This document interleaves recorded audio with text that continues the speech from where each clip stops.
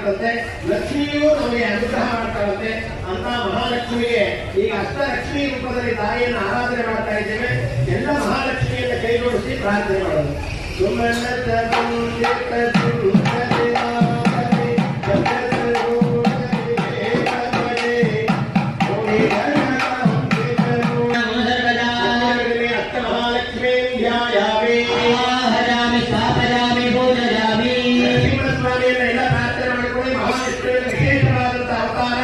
ಒಬ್ಬನೇ ಒಬ್ಬ ಭಕ್ತ ಪ್ರಾರ್ಥನೆ ಮಾಡೋದು ಲೋಕವನ್ನು ಅನುಗ್ರಹ ಮಾಡುತ್ತೇನೆ ಅಂತೇಳಿ ತೋರಿಸಿರ್ತಕ್ಕಂಥ ಅವತಾರ.